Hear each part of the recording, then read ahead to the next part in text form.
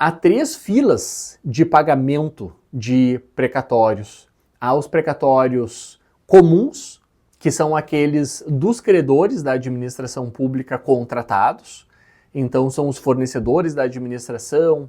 Se eu estou andando com o meu carro, a administração pública bate nele, eu preciso entrar com uma ação indenizatória, também vai ser um precatório comum, e assim por diante. Há o precatório alimentar, de salários, pensões, proventos, benefícios previdenciários e assim por diante. Esses precatórios alimentares, eles têm uma outra fila. Por que essa outra fila, junto às entidades subnacionais, estados e municípios, também estava se alongando durante muitos anos? O que aconteceu foi que criaram a superpreferência. E essa superpreferência inaugurou uma nova espécie de fila. Então, idosos, portadores de doença grave, podem receber até X vezes o valor da requisição de pequeno valor do ente devedor imediatamente por RPV, de um lado, ou de outro lado, via precatório propriamente dito, tá? E o que a gente vê é muita gente abrindo mão dos seus valores para receber da administração pública, a bem de ficar dentro da faixa de requisição de pequeno valor. Aqui é importante, então, diferenciar o que é o precatório e a requisição de pequeno valor. Ambas tratam de condenações contra a administração pública, tanto o precatório quanto a requisição de pequeno valor. Mas, ao contrário do precatório, a requisição de pequeno valor ela vai ser quitada depois de X dias. A requisição de pequeno valor ela tem valores diferentes.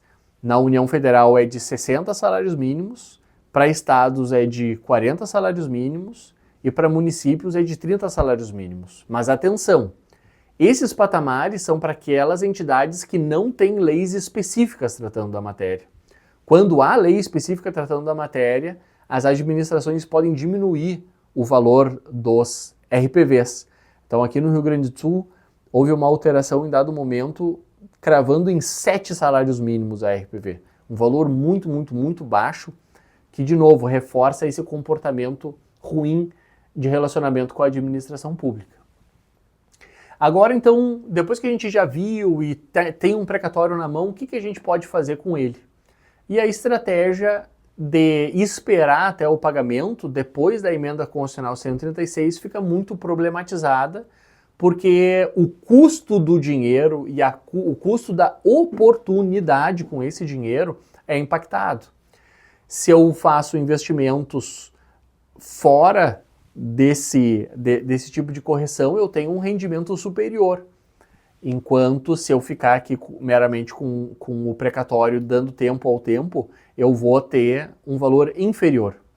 Claro que quando eu for me desfazer desse precatório para colocar a mão no dinheiro, para fazer uma aplicação que me remunere como paga o mercado, ali eu vou ver que eu tenho muitos deságios. E daí fazer um cálculo econômico-financeiro do deságio a partir de uma rentabilidade futura, tendo esse dinheiro na mão, vai exigir muita calculadora e muito cálculo de cada um dos detentores desses direitos, tá? Existem 3 caminhos para a liquidação dos precatórios, para ver a cor desse dinheiro dos precatórios. Há o caminho da cessão, o caminho da compensação e o caminho do dito acordo direto. Cada uma dessas opções vem com um mix de prós e contras.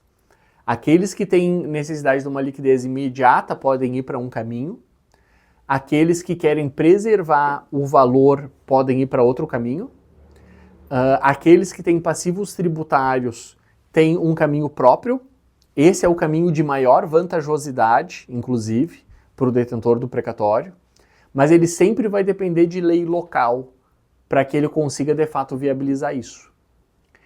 Essa assimetria informacional é um grande problema, então, para o credor, porque quando a gente pensa assim, tá, mas vale a pena eu fazer um acordo, ou vale a pena eu fazer uma cessão, eu não sei quando eu vou receber. E ao não saber quando eu vou receber, daqui a pouco eu posso fazer a cessão de um precatório hoje, e esse precatório eu pago no ano que vem. Se eu aguardasse, eu receberia num acordo direto com 40% de desconto, mas eu estou fazendo uma cessão aqui com um desconto muito superior, né? Aqui eu trouxe de diferentes fontes de informação patamares de deságios que são conhecidos. Então, a gente tem aqui precatórios federais com deságios que são muito menores, porque a administração federal paga os seus precatórios. Então, não há atrasos recorrentes de precatórios federais. Quando tem um precatório alimentar, ele vai ter outros critérios, porque ele vai manter a qualidade de alimentar ao longo do tempo. Quando tem municípios e estados em mora já, nos regimes especiais de precatório, tu pode ter deságios de até 80% ou mais mesmo, tá? Aqui é um caso que a gente acompanhou recentemente, em que, junto à Fazenda do Rio de Janeiro, houve a aquisição de um precatório com um deságio de 70%. Então, existem essas operações, existe um mercado secundário pujante, porque existem ferramentas para realizar esses ativos. Além da cessão dos precatórios, que eu tratei há pouco, e essa cessão, ela é preciso tomar muito cuidado, porque a gente nota que créditos podem ser cedidos a mais de um credor. Então existe um procedimento regrado pelo CNJ para ter certeza que esses valores, eles não vão ser objeto de fraudes, né? E existem escrituras públicas e protocolos junto ao Poder Judiciário para que fique registrado no precatório quem é o seu atual detentor do precatório, né? Então existe um procedimento e é importante que a cessão ela só vá se perfectibilizar quando a gente tenha o acesso ao recurso que vai ser recebido, tá? Um segundo formato de liquidação desse ativo é a compensação tributária. Essa compensação tributária, ela está na ponta da língua de tantos empresários assim, tá, mas quem sabe uma compensação de tributo? Quem sabe uma compensação de tributo? Mas a questão é que o Poder Judiciário fixou uma premissa de que a compensação com tributos depende de lei específica, daquela entidade. Então, se eu tenho um precatório do Estado do Rio Grande do Sul, o Estado do Rio Grande do Sul não é obrigado a fazer um encontro de contas com dívidas que eu tenha. Não é obrigado.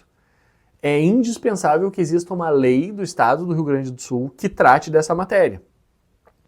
Até antes dessa tendência da criação de regramentos de transação, a gente teve um exemplo, acho que isso aí era, quando isso chegou, era 2020 ali, e o Estado do Rio Grande do Sul fixou que dívidas, a partir de dívidas anteriores a 2015, poderiam ser objeto de compensação.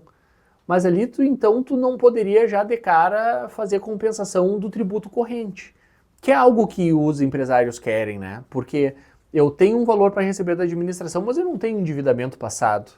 Então eu quero fazer compensações no mês a mês. Essa compensação no mês a mês, ela pode existir? Pode, desde que exista lei local regrando essa matéria. Se não existir lei local regrando essa matéria, essa compensação ela é irregular, não pode fazer. A gente tem em leis, a gente tem atos normativos junto à União, Estado de São Paulo, Rio Grande do Sul, Município de São Paulo e vários outros, regrando quais as condições para validar a compensação de precatórios próprios e o precatórios de terceiros. Esse precatórios de terceiros dá vida para um mercado secundário de cessões de crédito, como que a gente viu há pouco. Então as cessões de precatório que a gente vê acontecendo lá, elas acontecem muito voltadas para isso.